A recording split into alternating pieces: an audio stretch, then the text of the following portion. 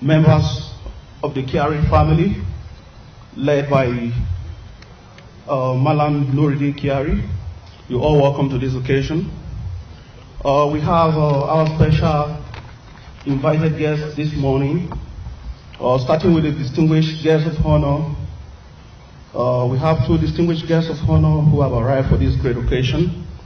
Number one on the list is His Excellency, the Executive Governor of Borno State, Professor Babagana Umar Zulum, ably represented by the Chief of Staff, Government House Affairs, Borno State, Professor Issa Mate Hussein. Please a round of applause for him. We also have another distinguished invited guest in our midst, no other person, the incorruptible, transparent, and one of the most accountable Nigerian, a picture of Mr. President in office, His Excellency Colonel Hamid Ibrahim Ali, retired, the Controller General of Customs. So you're welcome. Chairman, Security and Exchange Commission, and Mr. Abdul Kabir Adisa Aliu, the CEO of Matrix Energy, who will be serving as the board presenters this morning. So you are all welcome. We also have the representative of the Chief of Naval Staff. The Chief of Naval Staff, the Vice Admiral I.E. Ibas, is here represented by the Chief of Policy and Plans of the Nigerian Navy, Rear Admiral M.A. Emud Ekwere. So you're welcome. We'll be joined briefly by other service chiefs who have been invited to attend this occasion. As we proceed, we will continue to introduce other guests. I will now hand over to the master of ceremony for this occasion, who will lead us in the national anthem, and I will go into the cross of the event. We promise we're not going to take much of your time. We thank you for coming, and briefly we'll have the chairman of this occasion. We'll have the host, the Right Honorable Dr. Sam Ode, for his speech. After that, we'll move to the chairman of the occasion, and we'll take other speeches, and we'll go straight to the event, so that those of you who have traveled from very far places, you can return back to your family. We appreciate you all. Thank you for coming. Members of the Abba Kyari family, distinguished ladies and gentlemen. My name is Professor Issa Mate Hussein. I am the Chief of Staff to His Excellency, the Executive Governor of Borno State, Professor Babagana Umar Zulum, MNI, and Fellow of Nigerian Society of Engineers. I want to tender his apology, and he also, most of his education, especially undergraduate education, was done in England, both BA Sociology as well as law, before he came to Nigeria. And he was a typical technocrat. He excelled in all the different disciplines or organizations he found himself. He was people's person. But the people of Borno State loved him, and we still love him dearly, because he had, during his tenure as Chief of Staff, helped Borno State, he helped Nigeria, and also, I would say, other countries as well. So we really missed him. Abba Kyari, some people say, was a controversial person. He wasn't. He was just doing his job. And as a Chief of Staff of a governor in my state, I know what it takes to be a Chief of Staff. And can you imagine multiplying that by 1,000 times to be a Chief of Staff of Mr. President? And there are certain qualities that one must have to really be an excellent Chief of Staff. and Abba Kyari had all of those. One important quality is dedication to his job. He had that. But the most important one is loyalty to your boss. And that loyalty, it must be total, not 95%, not 80%, total, 100 and above. And he had that, and he served Mr. President perfectly, and people who tried to really get to Mr. President, or they had their own agenda, they found that Abba Kyari was there. They could not ban him. That's why, people said, oh, he was controversial. He was just doing his job. And that's exactly what I'm doing too. I learned a lot from him because I am committed to my boss. I am loyal to my boss. There is no way who will come through me to my boss. It will not happen. And that's exactly what Abba Kyari did to Mr. President. And he served Mr. President very well. Believe me, before Abba Kyari, if you asked me to name the former chief of staff, I couldn't name anyone. Because I spent most of my time in the US before coming here. But after Abba Kyari, now I'm paying attention to chief of staff. And I know Professor Gambari now. So from there, at least now he has set a certain standard that chief of staffs must follow. Total loyalty and commitment to the office of chief of staff. So we are proud of him. And lastly, I would like to really express our profound gratitude to the organizers of this great event, and then the author of this book, even though I've not read the book, but I know it's going to be a wonderful book. And for those of you who have time to come here, thank you very much. I know someone will do that. But from the people of Borno State, we really appreciate it.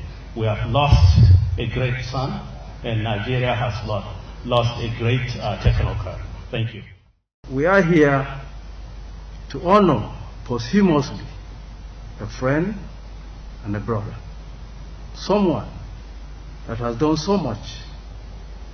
And like the book reviewer mentioned, there are a lot of things that I've known over the years, that anyone that pass or take up the challenges of passing through the road or passage of credibility, honesty, and integrity, you end up being the most controversial and most misunderstood person. And that's what Mala Abba is today. He has passed through that path, and in the course of passing through that path, you all will agree with me that you have to rough some edges. And that's what has happened. In the course of his life, as a private citizen, and of course when he found himself in government, it has to be rough. Rough in the sense that when you choose to say no to the wrong thing, when you choose to only say yes to the right thing, the chances are that you have around you a lot of controversies and of course a lot of enemies. I'm saying it because Mala Abba, whom I know very closely for the past 20 or 22 so years, is someone that do not hold back his views. Mala Abba is someone that he is ready to take up a fight when you decide to deviate from the norms. He is someone that we know, being very close to him, that he does not take no for an answer.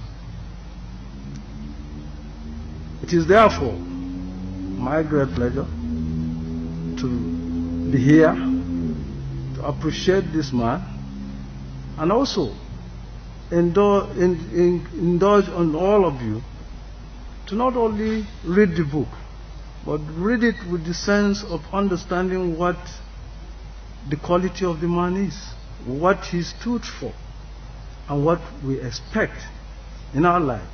And when we have no more, what are the legacies that we will leave behind? How would we want people to recall our lives? It is very important. How can people remember you when you leave? Is very important. The issue with regards to controversy is normal. Some of us are into it. We will continue to be in it. Some of us are being hated. We will continue to do what we believe in. And that's exactly what Abba has done until his death. And I believe that for the younger ones that are upcoming, this is the time for you to read this book, understand what Abba stood for, and then try to inculcate into you these principles. There's nowhere you can find an institution where they teach you how to be honest, how to endure integrity. There's nowhere. I don't believe there's a school that teaches integrity. But it is how you mirror yourself against other people that you begin to build your own principles. Today in Nigeria, we have come to believe that anything goes. But I want to tell you that there are people of character, people of integrity, and people that believe that the right thing must be done no matter what. And that's Abba before he passed away. May I, at this juncture, I had a written script, but I don't think I need to read that because the professor has done so much about who Abba is. So I felt I should just summarize my good friend and not take so much time, but eulogize him and pray that God in his infinite mercy will forgive his wrongdoings, and may Al-Jannah Firdausi be his place of abode in the hereafter. May the family of Malaba also march forward, march ahead, take up the mantle, and ensure that their father's past is not forgotten. It is left for us, those who are still alive and know who Abba is, to help and mentor the young ones that Malaba left behind. We are going to work with you shoulder to shoulder. We will be around to advise you, so you have not lost a father because we are still around. We will do everything we can to make sure that you strive and prosper by God's grace. With this, may I take this opportunity to thank the organizers, the author, and most especially the family that decided that this is an occasion that we need to hold in respect of one of us. That is Malam Abba. May his soul rest in peace. Thank you very much. Stand on the already existing protocol. Actually, the Chief of the Naval Staff directed me to represent him, and he didn't mandate me to give any speech. So the only thing I will say is that at the appropriate time when the book is being launched, he only directed me to pick some copies, which of course I will announce at that time. But the only thing I will just mention is that the late Chief of Staff is somebody I knew from afar. I don't think I've met him before, but I think he lived a very good life based on the testimonies I'm hearing today. And I'll make bold to say that I really like the song Nuruddin when it came, the way he spoke, and that shows that the late Chief of Staff believed in education. And I'm sure he has really assured that all his children went to school. I think that's something that picked when Nuruddin was speaking. So on behalf of the Nigerian Navy, I want to wish the family well. I want to condole with you and to say that may the soul of the late Chief of Staff Malam Abba Kyari, rest his perfect peace. This occasion, distinguished ladies and gentlemen, it is my honor to welcome all of you to this very important occasion. Very important because we are looking at the life of a statesman posthumously. We have very many distinguished Nigerians here in this hall, and it's our responsibility to provide this platform for this particular book launch. I want to enjoin all of you to, with the presence of your minds, digest the content of this book so that the life and times of the late Malam Abba Kyari can be put in correct perspective. Thank you. Very, very fast pace. As many of you here knew my father very closely, I would also like to thank you for all the support you gave him, not only after his passing, but during his time in office, while working for a better Nigeria. As time goes on, more and more stories will come out of how he dedicated his life for the country to move forward. And thank you again, once again, for attending the event.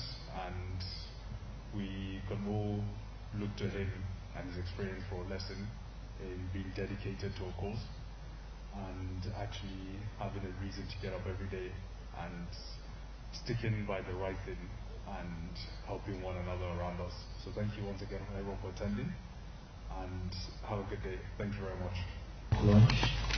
A couple of years ago, when I went to the UK, I remember vividly my dad said to me, he said, "You are going to a place where those people have told their stories and they have also told our own stories as Africans.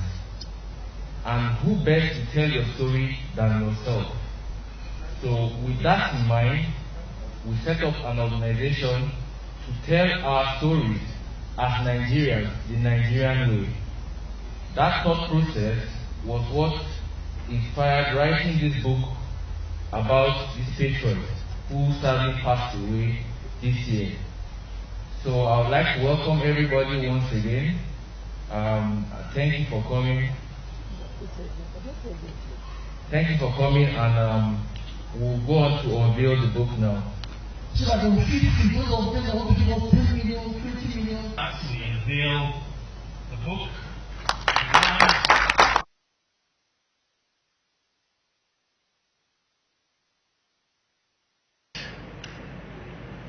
We are going to buy 10 copies of this book for 5 million.